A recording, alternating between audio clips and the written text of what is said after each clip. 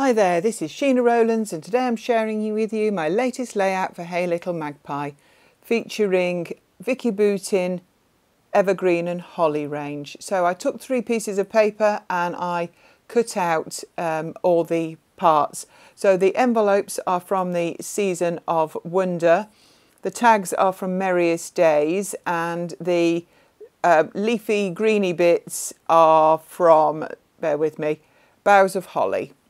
So the background paper that I've got there is actually called Evergreen. It's got a white square in the middle and obviously evergreen around the edge. So I had an idea in my mind and I wasn't sure if it was going to work. I'll let you be the judge of that because I carried on and I made the layout that I was thinking of. So the idea is I'm going to use the envelopes as envelopes, and I've taken 8 of them out of the 9 from the paper, and I'm going to create a wreath with them on top of the background paper. I've taken the tags and I've chosen a tag to go with each of the envelopes. So now just with a blade and I'm on a glass mat there, I'm actually putting a cut in each of the envelope, which means that the tag could be inserted into the envelope. Am I making sense? It was a really good idea in my mind, I thought at the start, and I'm quite pleased with the outcome, but anyway, we'll get that far. So I'm just making the tags into tags. So if you, on the other side, some of them have got words, some of them have got pictures. They've all got a space to write on one side, which is kind of what I wanted. So I'm just trimming the ends to make them tag shaped, just with a pair of scissors. And then I'm going to come in and I'm going to punch the holes in them as well, so that they're all ready to be tags. So the thoughts behind this was, as I say, I wanted to create a wreath shape on that background paper of the envelopes with tags in, to be able to journal the small things that make your Christmas yours. Now, I don't do a Christmas journal. I have done in the past, but in the last 10, 12 years I've been doing Project Life. I find it very difficult to do Project Life and a Christmas journal and generally scrapbook. So the Christmas journal is the one thing that I don't do. But I find that my December pages, they're very useful in my Project Life for recording things. But I wanted to use these tags in these envelopes to record the little things. Things that may not actually ever get a layout about them, or things that are just very personal to my family. Things that are changing, times that are changing potentially. And particularly if you didn't do a journal, and this could be, or if you did a Christmas album, this could be a good starting page to use these in a way to record the little things. So that is the thought process that I had. I loved the envelope piece of paper. I think it was even the B-side of that piece of paper. And I wish I'd got more than one. It's called Seasons of Wonder, as I mentioned at the beginning, because I think they're a very versatile part of this range. Tags, I love tags, lots of people do tags, but these envelopes, I hope to see them again in another Vicki Boutin range. I think I've sold them to you, haven't I? I really, really like them. So I'm sticking down the envelopes only by the flap at the top, because obviously I need the tag to move underneath. So as you can see, I'm actually overlapping them a little. And what I've done with the actual point of the envelopes, I'm going to just stick underneath a little foam pad, just to give a little bit of depth. In the end, I tend not to worry about it because actually it ends up a little thicker than I was expecting, the whole layout does. But at this stage it felt very flat, so I just wanted to make sure. Also, it stops the tags of the lower envelopes falling out because there's a little bit of a slope for them to go up. So I was just looking through and I want to put a piece of paper in the centre.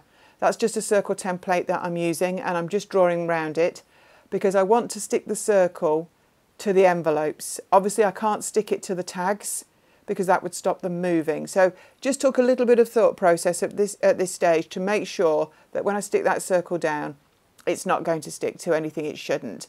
Now I've decided I'm going to make a wreath within a wreath with this. So using those bits I cut out from, I think, was it Boughs of Holly, something like that, paper.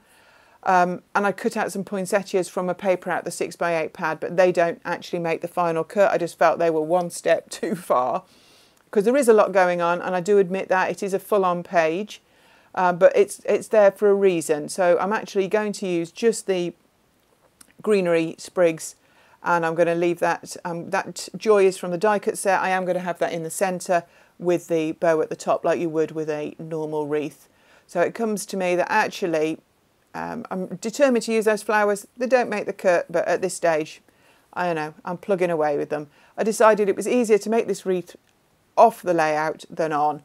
So as long as those greenery bits are stuck to the circle and not to the worktop, I'm absolutely fine. So I'm going to work from the bow downwards and around to the bottom.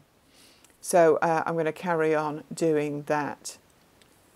So it's taken me a little while just to get them all into position. I think I end up cutting a couple more, and then when I'm happy with it, I actually, using foam pads, stick it onto the envelopes, obviously not the tags in the centre, on top of the layout. So we've got a little bit of depth definitely going on. I've stuck the decoration in the centre on foam as well, just a bit of pale green embroidery floss, and I'm going to stick those underneath the ends, underneath the bow. I have trimmed the bow down, the white round the bow down a little bit because I just felt there was too much white on that die cut. So I'm just using the same embroidery thread, just bringing a little bit of thread in to put in the tags. I didn't know whether to do bows or whether just to do a little bit of straight cotton. In the end, I go with the bows. I think they look a little bit better, and I work my way around off camera with the crochet thread and just put a little bow in every tag. So you'll see here that I've got two 6x4s with some photographs on. I've printed these myself on a selfie just by using a photo app to produce more than one picture on a 6x4, because the tags aren't very big and the majority of tags do end up with a photograph on, but they all end up with journaling on. So I picked some photos that remind me of some small things connected with Christmas, and I don't use them all in the end, but I just wanted to get a few printed. So I'm going round with a post-it note and a list, and I'm looking at what I want to include on these tags. So I know you can't hear my brain, but I'm going to go through a few things with you. I've came up with a really long list of ideas.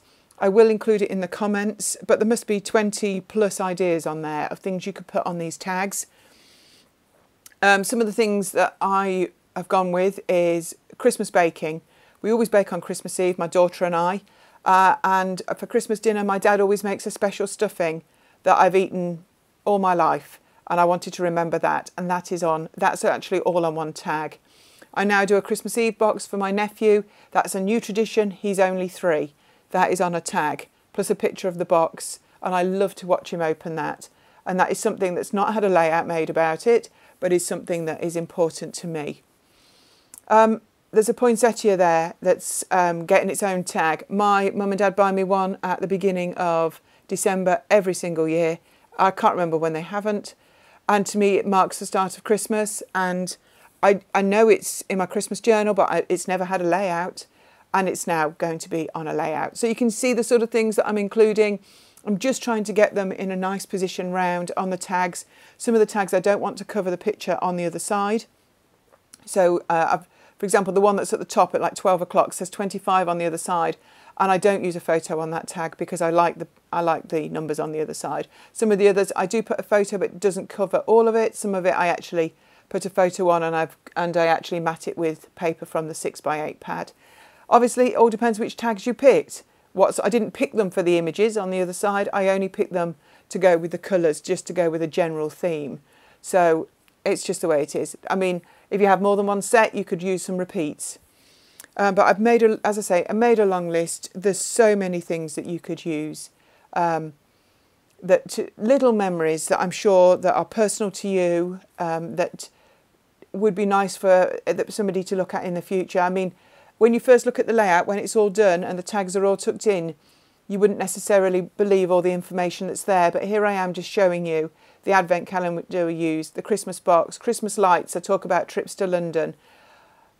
I would really recommend it if you get a chance to do this sort of thing. I really enjoyed making it. I enjoyed journaling about the small things. So thank you so much for watching. Do check out this range in the store, and I hope to see you again here soon, and I hope you have a lovely Christmas. Bye for now.